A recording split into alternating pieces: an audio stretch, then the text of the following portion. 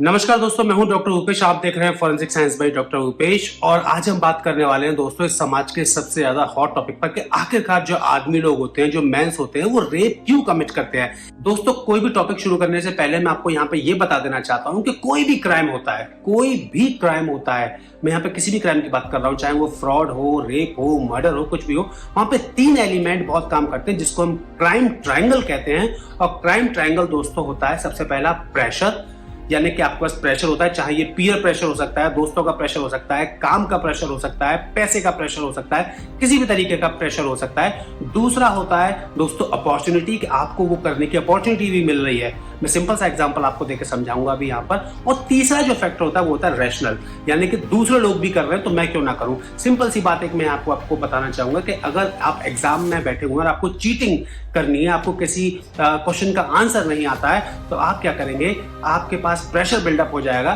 कि आपको आंसर लिखना है, आपको उसको पूरा करना है, किसी भी तरीके से आपको मार्क्स चाहिए, अदरवाइज आप फेल हो जाएंगे और आपके पास लिमिटेड टाइम है। तो आप क्या करेंगे, आपके पास प्रेशर बिल्डअप हो गया। दूसरा अपॉर्चुनिटी, आपके साथ वाला, आपके सामने वाला, आपके बराबर वाला वो लिख रहा है वही आंसर, तो आपके पास एक अपॉर्चुनिटी है देखने की। या आपके पास कोई चिट है, स्लिप है, तो आपके पास एक अपॉर्चुनिटी है उसको देखने की। नंबर तीसरा है रैशनल, कि दूसरे भी तो करते हैं तो मैं क्यों ना करूं, ऐसा उसने भी तो किया था, उसके साथ क्या हो गया, कुछ नहीं। तो ये 3 फैक्टर दोस्तों, एक ट्रायंगल जो बनता है, ये तीनों काम करते हैं किसी भी क्राइम को करने में। ऐसा क्या हो जाता है उनके दिमाग में कि वो रेप करने तक बाध्य हो जाता है, यानी कि रेप करते हैं। हमने समाज में अपने में देखा है, चाहे वो निर्भया कांड हो या कोई और केस हो, आपने देखा कि निर्भया कांड में कितना ब्रूटली, कितना निर्दयता से जो 6 कल्प्रिट्स थे, उन्होंने दिल्ली बस में 2012 में दिल्ली की बस में एक निर्भया का रेप किया और उसको ब्रूटली, कितनी बुरी तरह से उसको सेक्सुअली असॉल्ट किया और उसको मरने के लिए एक सड़क पर छोड़ दिया। तो आखिरकार ऐसी मेंटेलिटी लोगों की कैसे हो जाती है। हालांकि इसका पनिशमेंट कुछ भी हो, पर हमें ग्राउंड लेवल पर वर्क करके ये समझना पड़ेगा कि रेप होते क्यों है और हम किस चीज पे काम करें कि हमारे समाज में ऐसी चीजें रुकें। हमने ये देखा दोस्तों कि चाहे कितना भी पनिशमेंट हो जाए, लोग बागों को फांसी भी हो रही है। निर्भया केस में 5 लोगों को फांसी हुई, एक की जान उसकी ट्रायल के ही समय चली गई थी। और तब भी हमें सुनने में आता है डेली, हम अगर आज का आंकड़ा माने तो इंडिया में तकरीबन आधे घंटे के अंदर एक रेप कमिट हो जाता है। यानी कि ऐसा क्या है कि क्यों ऐसी मनोस्थिति हो जाती है इंसान की, तो आज इस बारे में बात करने वाले हैं दोस्तों। सबसे पहले हमें यहाँ पर समझनी पड़ेगी psychology of the criminal and the psychology of the victim. तो यहाँ पे विक्टिम की साइकोलॉजी तो दोस्तों बाद में आती है, क्योंकि विक्टिम तो विक्टिमाइज हो जाता है या विक्टिम तो अपराध का शिकार हो जाता है, पर जो कल्प्रिट है, जो कल्प्रिट की साइकोलॉजी है वो क्या कहती है दोस्तों। किसी भी तरीके का सेक्सुअल असॉल्ट हो, चाहे वो मोलेस्टेशन है, सेक्सुअल असॉल्ट है, रेप है या कुछ भी है, बहुत ही ट्रॉमेटाइजिंग होता है किसी भी विक्टिम के लिए। यानी कि विक्टिम के दिमाग पर, दिल पर क्या बीतती है, ये आप और हम सोच भी नहीं सकते। जो लोग इससे गुजरते हैं उनके लिए ये इतना डिप्रेसिंग, डिस्ट्रेसिंग, और कई लोग इसके चलते सुसाइड भी कर लेते हैं। तो ये बहुत बड़ी एक सामाजिक समस्या है, हम ये समझें, और इसको समाज से हटाना बहुत जरूरी है। देखिए, कोई भी रेप होता है तो इसके पीछे एक ना एक मोटिव होता है। हाँ, मोटिव बहुत सारे तरीके के हो सकते हैं। ये आउट ऑफ द रेंज एकदम अचानक से भी आ सकता है, या कोई मोटिव पिछली कोई रंजिशन या कोई रिजेक्शन, ये बहुत सारी चीजें होती हैं जिसके विषय में आज हम बात करने वाले हैं। और दोस्तों, ऐसा नहीं है कि कुछ खास प्रवृत्ति के लोग ही रेप करेंगे या कुछ खास लोग ही समाज में रेप करेंगे। ऐसा कोई भी इंसान हो सकता है। ये फैमिली में भी हो सकते हैं, आपकी फैमिली से भी हो सकते हैं, आपके नियर रिलेटिव्स भी हो सकते हैं, और कई केसेस में देखा गया है कि बहुत ही क्लोज फ्रेंड्स भी हो सकते हैं, और बहुत सारे केसेस में अननोन पीपल भी हो सकते हैं। ये छोटी एज के भी हो सकते हैं, ये बड़ी एज के भी हो सकते हैं। तो कोई भी इंसान रेपिस्ट हो सकता है, बशर्ते उसकी मनोस्थिति उस समय क्या है ये डिसाइड करेगी कि वो किस तरीके का हीनियस क्राइम करेगा।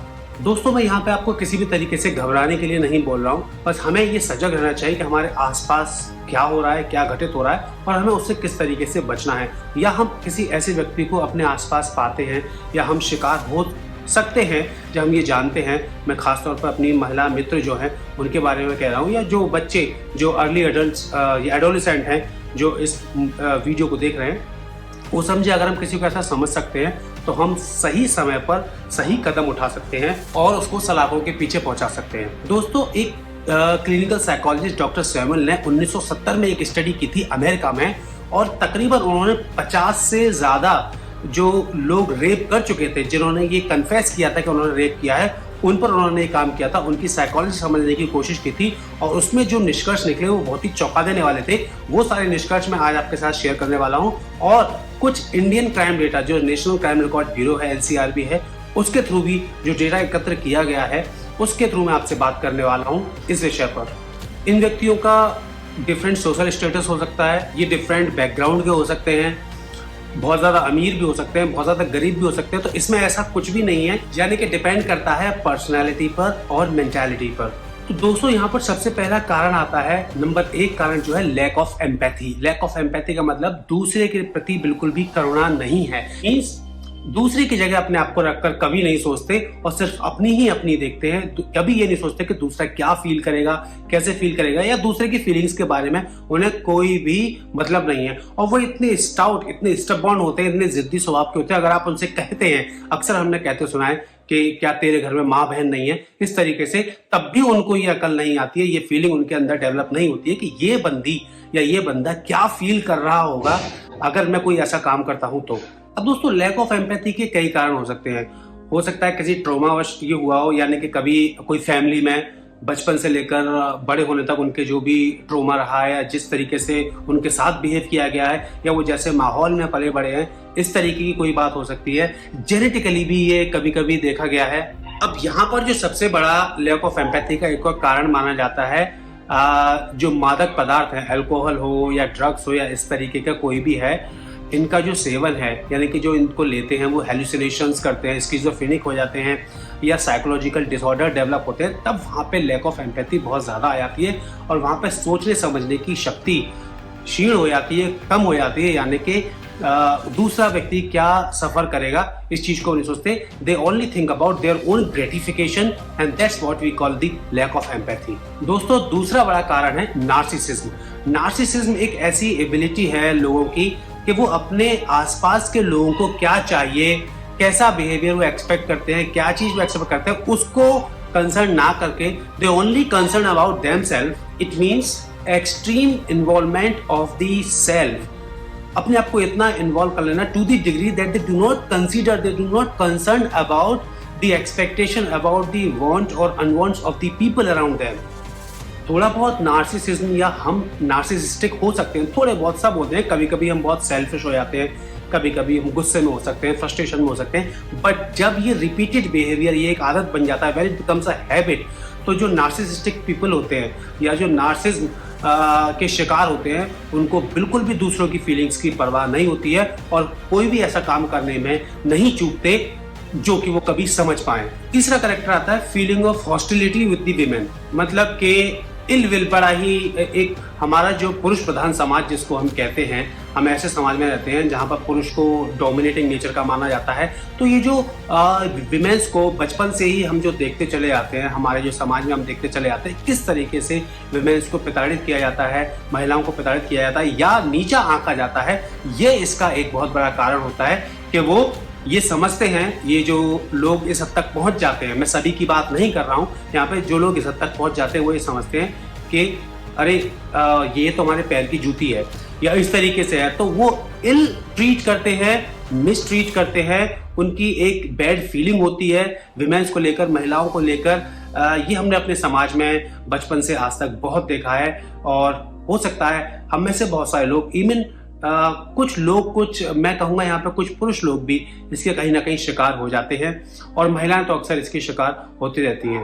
अब दोस्तों आते हैं हम इन कारणों से हटकर बड़े कारणों पर। टॉक्सिक मैस्कुलिनिटी, जो एक मैस्कुलिनिटी है, मतलब मैस्कुलिनिटी है एक आप मर्दाना ताकत है, मर्दानगी जिसे कहते हैं, वो इसको गलत समझ बैठते हैं लोग। टॉक्सिक, जब ये जहरीली मर्दानगी, मतलब कि डोमिनेटिंग नेचर की हो जाती है। यहाँ पर खाली सेक्सुअल ग्रेटिफिकेशन की या सेक्सुअल इंटरेस्ट की बात नहीं है, बट बात आ जाती है यहाँ पे डोमिनेटिंग नेचर की। अरे मैं मर्द हूं तो मैं ये क्यों नहीं कर सकता, और ये मर्दानगी टॉक्सिक इतनी जहरीली हो जाती है कि इसके चलते ऐसे कारण हो जाते हैं। हमने अक्सर देखा है कि बहुत सारे जो रेपिस्ट होते हैं, अधिकतर जो रेपिस्ट होते हैं वो यंग मैन होते हैं, यानी कि जवान जो लड़के या आदमी, पुरुष हम समझे, वो होते हैं।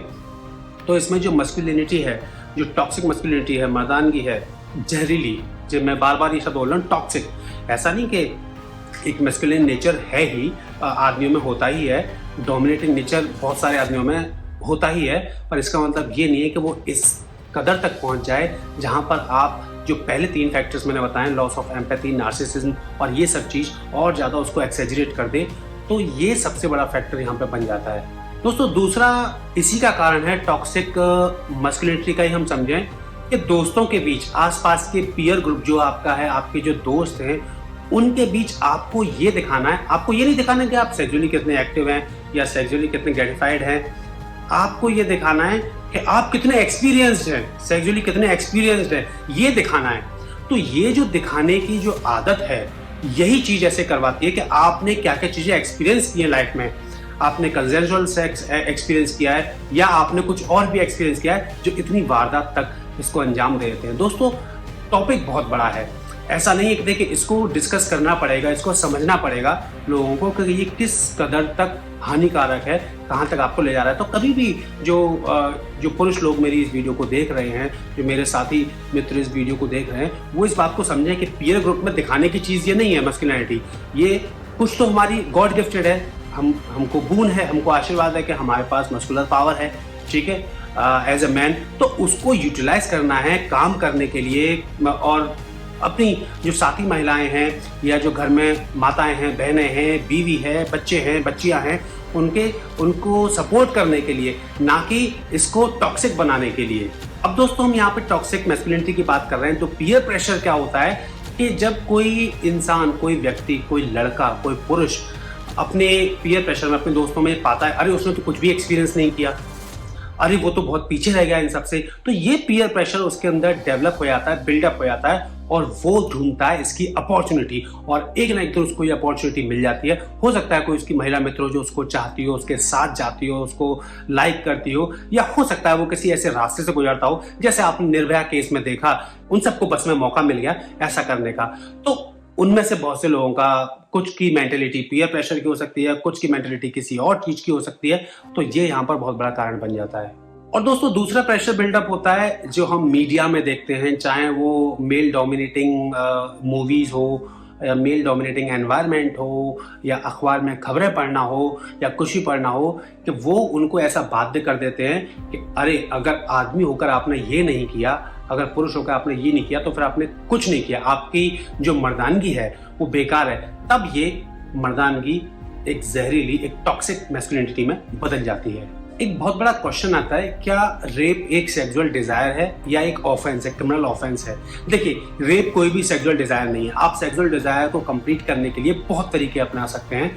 Rape is not a completion or an accomplishment of the sexual desire, but it is a criminal offense। ये बात आप समझ लीजिए हर कंट्री में। अब हालांकि कुछ लोगों में, कुछ सेक्सुअली परवर्टेड लोगों में कुछ साइकोलॉजिकल डिसऑर्डर्स हो सकते हैं जो सेक्सुअली परवर्टेड है उनमें, पर कोई भी साइकोलॉजिकल डिसऑर्डर या कोई भी कानून या कोई भी किताब या कोई भी धर्म, कोई भी जाति ये प्रमोट नहीं करती, ये आपको कंपेल नहीं करती कि आप रेप कीजिए। इसीलिए rape is a criminal offence against the law and against the society. उसके बाद मैंने आपको बताया था हॉस्टिलिटी टुवर्ड्स विमेन। जो ऐसे पुरुष होते हैं, ऐसे जो सेक्सुअली परवर्टेड लोग हैं या साइकोलॉजिकली परवर्टेड लोग हैं, या ऐसे जो प्रेशर, जो क्राइम करने वाले पुरुष होते हैं, वो विमेन्स को यानी कि महिलाओं को एक सेक्स ऑब्जेक्ट की तरह देखते हैं। कड़वी है बात पर सच्ची है बात, आपको यह समझना पड़ेगा। ये लोग सोचते हैं कि महिलाएं बनी ही इसलिए है, उनका जो एनवायरनमेंट हो जाता है या जो उनका डेवलपमेंट होता है वो इस तरीके से होता है, चाहे वो मैंने कहा पीयर प्रेशर की वजह से हो, जो आसपास के लोग हैं उनके वजह से हो, या आपने और कहीं समाज से ये सीखा है, या आपके साथ बचपन में आपने ऐसा देखा है होते हुए, ये कहीं से भी हो सकता है। पर उनकी जो हॉस्टिलिटी वाली फीलिंग है विमेन के प्रति या महिलाओं के प्रति, वो इस काम को बहुत ज़्यादा कराती है उनसे। अच्छा, यहाँ पे कुछ लोग ऐसे भी आ सकते हैं, एक मैं अलग कारण बता रहा हूँ। कुछ लोगों के साथ बचपन में ऐसा हुआ हो, कोई पुरुष है जो जब वो लड़का था, छोटा बच्चा था, तो उसके साथ कुछ ऐसा हुआ बचपन में, he might be sexually molested और असॉल्टेड इन हिज चाइल्डहुड, कि अब वो उस चीज़ से रिवेंज करने के लिए, निजात पाने के लिए वो ऐसे कदम उठा रहे हैं। तो यहाँ पे बहुत ही ज़्यादा साइकोलॉजिकल ट्रीटमेंट की ज़रूरत है, जहाँ पे दोनों का मिक्सअप हो सकता है, साइकेट्रिक एंड साइकोलॉजिकल ट्रीटमेंट का मिक्सअप हो सकता है उसको ट्रीट करने के लिए। अब दोस्तों यहाँ पे लॉ एंड ऑर्डर ऐसे क्राइम को बढ़ाने में कहाँ काम करता है मैं आपको बता रहा हूँ। हालांकि लॉ एंड ऑर्डर बहुत ही मजबूत होता है किसी भी कंट्री का, और हमारी कंट्री में भी हमने पिछले कई केसेस में देखा है कि किस तरीके से लॉ एंड ऑर्डर जो पास हुए हैं जिसमें फांसी की सजा तक हुई है, वो बहुत ही अच्छी चीज़ है। पर यहाँ पर प्रॉब्लम दोस्तों एक तो आती है डिलेड जस्टिस में। जो कभी भी ऐसा कोई क्राइम होता है तो जस्टिस बहुत ही डिलेड होता है, सालों साल लड़ना पड़ता है केस, बहुत सारी लड़कियां आवाज़ नहीं उठाती हैं और कि उनकी बदनामी होगी और बार बार उन्हें कोर्ट जाना पड़ेगा, टीवी में आएगा, मीडिया में आएगा। तो ये एक जो नेचर होता है या लॉ एंड ऑर्डर का ये एक जो पूरा रवैया है, हम इसको ऐसे कह सकते हैं, ये जो क्रिमिनल होते हैं उनके दिमाग पर ये असर डाल देता है कि अरे बहुत कौन सुनवाई करने वाला है, कौन पूछने वाला है, कौन देखने वाला है, अरे सालों साल केस चलेगा, ये जाएगी नहीं, ऐसे करेगी। तो ये लॉ एंड ऑर्डर और ज़्यादा मजबूत होने चाहिए किसी भी कंट्री को ऐसे केसेस में। हालांकि अब भारत सरकार ने और सुप्रीम कोर्ट के ये ऑर्डर थे कि ऐसे केसेस की फास्ट ट्रैक मोड में सुनवाई हो और जल्द से जल्द इनको सॉल्व किया जाए। तो लॉ एंड ऑर्डर का बहुत बड़ा रोल होता है ऐसे क्राइम की प्रिवेंशन में। बहुत सारे जो रेपिस्ट होते हैं वो ऑफन डिनाई करते हैं, वो ये मना ही करते हैं। ऑब्वियसली क्रिमिनल हमेशा मना करता है कि उसने क्राइम नहीं किया है, पर रेपिस्ट खास तौर पर मना करता है कि नहीं ये कंसेंशुअल था। देखिए वाइस वर्सा भी हो सकता है किसी महिला ने कोई झूठा इल्जाम लगाया हो, दोनों केसेस हो सकते हैं।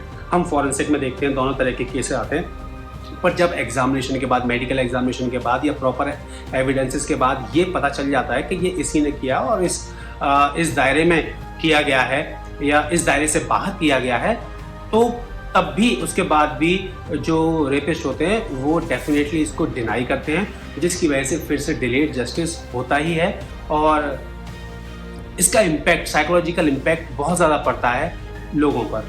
खैर दोस्तों, वजह कुछ भी हो, बात सबसे बड़ी ये है कि ऐसी चीज़ें समाज में नहीं होनी चाहिए और हम सबको मिलकर आवाज़ उठानी चाहिए ऐसी चीज़ों के खिलाफ। चाहे आप कोई महिला हैं या आप कोई पुरुष अपने आसपास ऐसा होते हुए भी देखते हैं या मोलेस्टेशन का शिकार किसी महिला को देख रहे हैं, तो आप उसको बताएं कि law and order is there for them और वो सही समय पर इसको एक्ट करें, जिससे कि जो क्रिमिनल है, चाहे वो किसी भी तरीके का क्रिमिनल है, साइकोलॉजिकल डिसऑर्डर है। देखिए कोई भी, मैंने आपको बताया, कोई भी साइकोलॉजिकल डिसऑर्डर रेप करने पर मजबूर नहीं करता।